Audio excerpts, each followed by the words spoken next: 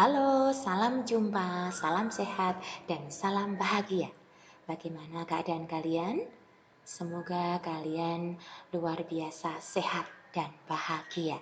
Baik, salam jumpa dan salam kenal dengan Ibu Hermi. Kita akan belajar bersama untuk bidang studi ekonomi. Nah, untuk pertemuan pertama kali ini, kita akan membahas bab 1 bagian pertama mengenai konsep ilmu ekonomi. Sebelum kita belajar lebih lanjut, kita lihat dulu tujuan pembelajaran yang akan kita capai. Yang pertama,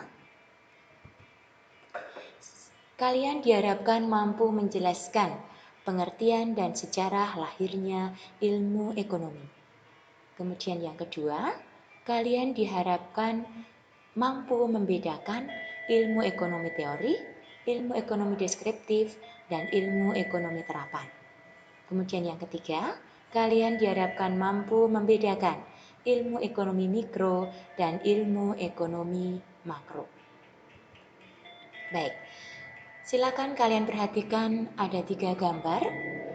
Yang pertama ini merupakan gambar kegiatan ekonomi di pasar, terjadi transaksi jual beli. Kemudian yang kedua, gambar dalam kegiatan perbankan. Kemudian yang ketiga, gambar mengenai kegiatan dalam sebuah perusahaan. Nah, kira-kira apakah kegiatan ekonomi pada gambar-gambar ini menerapkan ilmu ekonomi? Menerapkan ilmu ekonomi tidak ya? Baik, untuk menjawab pertanyaan ini, marilah kita belajar lebih lanjut.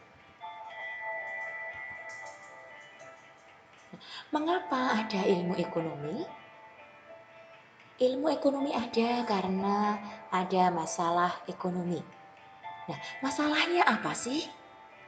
Masalahnya adalah kebutuhan manusia yang sifatnya tidak terbatas dihadapkan pada benda pemuas kebutuhan yang sifatnya terbatas.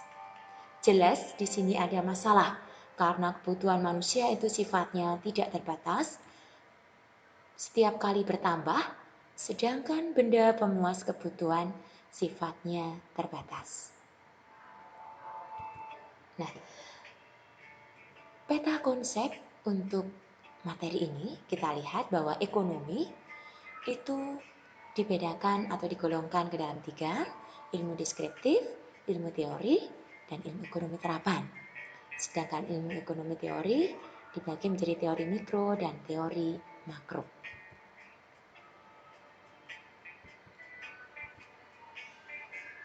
Nah, apa ilmu ekonomi itu sebenarnya? Di sini ada beberapa pendapat yang mengemukakan mengenai ilmu ekonomi. Yang pertama menurut J.M. Keynes. J.M. Keynes berpendapat bahwa ilmu ekonomi merupakan suatu teknik berpikir yang berguna untuk mempertimbangkan sejumlah biaya serta bagian dari keuntungannya. Kemudian yang kedua, ahli ekonomi yang bernama Adam Smith. Ekonomi berasal dari bahasa Yunani yang berarti peraturan rumah tangga, di mana pendapat dari Adam Smith ini membawa pengaruh besar pada perkembangan ilmu ekonomi. Dan Adam Smith juga membahas dalam bukunya The Wealth of Nation, membahas mengenai kebebasan alami dan invisible hand, di mana masa kemunculan Adam Smith ini dikenal dengan periode pencerahan bagi sebagian besar manusia. Nah, dari pendapat-pendapat tadi dapat disimpulkan bahwa ilmu ekonomi merupakan ilmu yang mempelajari perilaku manusia dalam melakukan aktivitas ekonomi dengan atau tanpa uang. Terdapat sumber daya yang langka, tetapi ada alternatif pemanfaatannya serta terdapat barang atau jasa yang diproduksi kemudian disalurkan kepada masyarakat.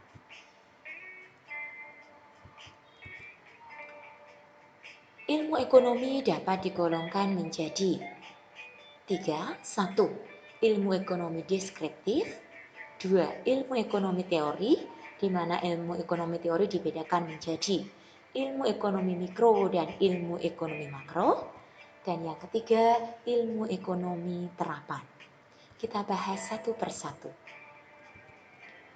Ilmu ekonomi deskriptif, bahwa analisis ekonomi yang menggambarkan keadaan ekonomi yang sebenarnya berdasarkan fakta dalam perekonomian. Contohnya, ilmu ekonomi deskriptif ini adalah krisis moneter yang terjadi di Indonesia pada tahun 1998. Kemudian, yang kedua, ilmu ekonomi teori.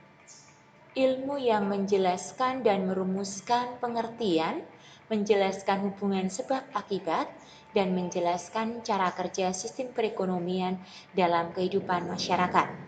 Contohnya, kenaikan harga kedelai berdampak besar terhadap kelangsungan usaha perajin tahu dan tempe.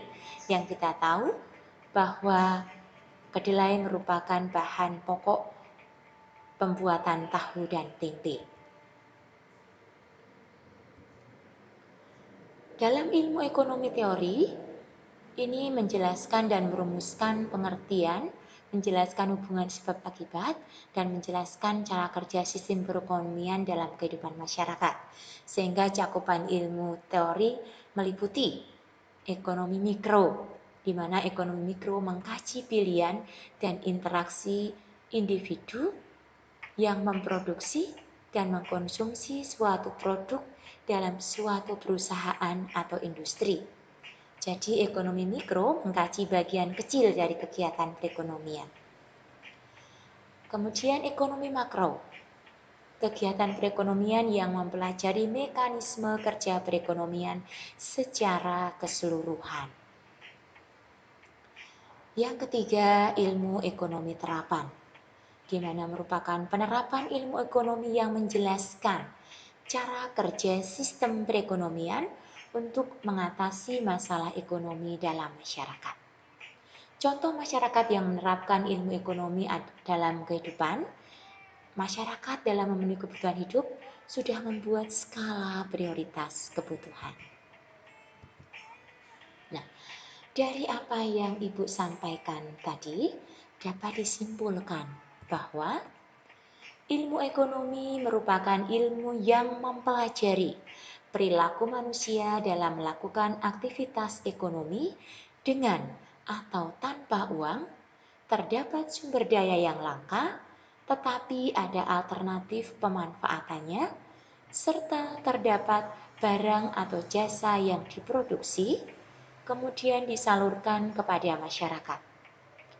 Ilmu ekonomi digunakan manusia untuk memenuhi kebutuhan dalam usaha mencapai kemakmuran. Ilmu ekonomi terbagi menjadi ilmu ekonomi deskriptif, ilmu ekonomi teori, dan ekonomi terapan. Ilmu ekonomi teori dibedakan menjadi dua, yaitu ekonomi mikro dan ekonomi makro, di mana ekonomi mikro memiliki lingkup kajian ekonomi yang lebih sempit, sementara ekonomi makro memiliki lingkup kajian yang lebih luas. Nah, itu yang kita bisa simpulkan dari pembahasan tadi. Kemudian, untuk mereview yang sudah kita bahas tadi, kita melihat evaluasinya ada 3. Nah, silakan kalian tuliskan 10 contoh konkret atau nyata dalam kehidupan ekonomi masyarakat di sekitar kalian tinggal ya, yang menerapkan ilmu ekonomi. Kemudian yang kedua, mengapa kita perlu membahas ekonomi? Jelaskan. Yang ketiga, analisislah. Kemudian tuliskan perbedaan ilmu ekonomi mikro dan ekonomi makro. Baik, ini yang bisa saya sampaikan untuk hari ini. Sampai jumpa pada pertemuan selanjutnya. Terima kasih. Dadah.